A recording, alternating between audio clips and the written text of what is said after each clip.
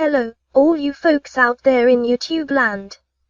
Some of you have had a look at the title for this review, and wondered where the review I promised for Bioshock Infinite got off to. The simple answer is that I haven't had time to get through the game, and I don't want to deliver a review based on just part of it. On the plus side, I'm getting better at coping with running gun battles, and if I'm a tenth as good as I think I might be getting, I should have it for you next week. If not, then the week after, finished or not.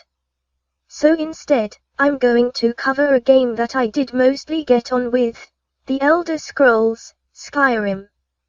When Cargay gave me a set of Elder Scrolls games several years ago, I wasn't much for them, truth be told. The early games were a variety of Nintendo hard that I'm not a huge fan of, and the learning curve was very steep.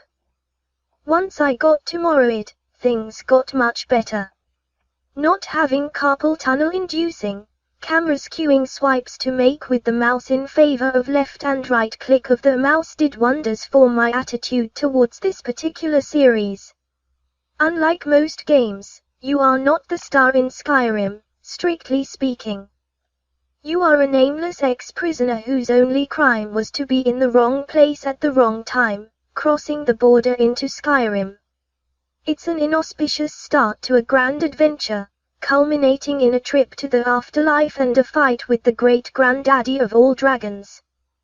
The story unfolds through a series of quests, side quests, and general faffing about, and you have several to choose from. A couple of them are necessary, but after a certain point in the main quest line, you are welcome to wander off and do whatever you'd like, full of the power that makes you who and what you are. The lore is deep and interesting, set 200 years after the previous outing, and some of the material that you read in Morrowind and Oblivion is there to read again, as well as some new things to describe the last couple of centuries.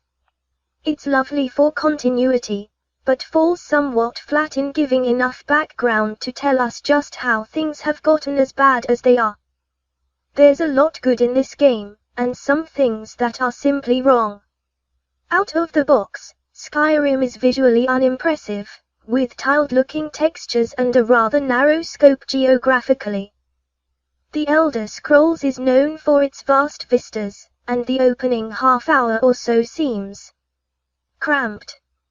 Moreover, for a society as old as that of Skyrim, everything seems somehow stuck in a state of half-ruin. Even the cities that are still inhabited seem to be crumbling, and one can't blame all of that on the civil war going on in the background. You have the power to change some things, and your participation in that conflict is one of them. Beyond that, little changes throughout a game that has no true ending. The fix for some of that are a plethora of mods that can take the game to unimagined heights, assuming your computer can take it. Typically, I run Skyrim with a horde of such mods, some of which are designed to replace the console-friendly user interface and patch up the graphics so it looks better. Others are additional adventures, and still more utility mods, nice-looking armors and clothes, and the odd companion or six. The major problem I have with this game is that one almost has to have those plugins to really get the game to shine. As intended, it's 30 or 40 hours of running around and grinding to improve your skills whilst carving your own destiny through the playground that is the province of Skyrim. You have a few choices to make along the way, and some of them have large effects. Others will ingratiate you to one faction whilst creating enmity with the other, and most of them are not reversible. By my usual standards, Skyrim is a muddled mess. The strange part of it all is that as I sunk more time into it and cleaned up some of the mess left by the developers, I found it oddly captivating. I would buy the next game in the series, but I took a pass on Elder Scrolls Online. There's a limit, seriously. If you all are interested in my mod list, I can do a review on just some of the focused bits of the game, and provide the list as well. The most frustrating part of the game is that it mostly works.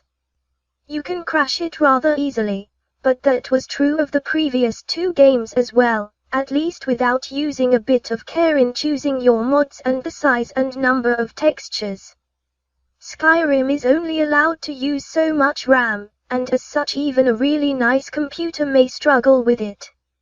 It's a technical challenge, but not one that's insurmountable. Certainly, there are worse things to spend time and money on. Even with the technical blotches, and the desire on the part of many players to mod the game until it screams for mercy, it still rates 7 of 10. Were it not for open modding support, I would give it less, but all of its worst flaws can be covered, altered, and in some cases removed altogether. It's not a bad game, and it's certainly worth playing if you're a fan of the Elder Scrolls and that type of sandbox. It's available on Steam for far less than its original asking price of $60 US. It's always fun to come back to after a long break, and go exploring for some new experience, and the Elder Scrolls never ceases to provide those.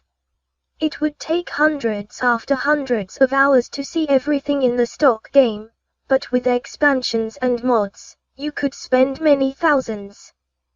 For that alone, it gets my recommendation. Coming up next in the queue will be Bioshock Infinite, Don't Starve, and A New Beginning, in no particular order, barring someone suggesting or donating a game in the interim. At some point, I want to get to Hitman Absolution, Remember Me, The Last Remnant, but like Bioshock Infinite, they will take a while to play enough to be good for a review. I enjoyed my time in Tamriel, and making Aldi eat the business end made me giddy. There are hardcore players out there that thought it was too easy, and there are even mods for that. Everyone can have their fun, and at the end, that's what games are supposed to be about. Let's make games fun again.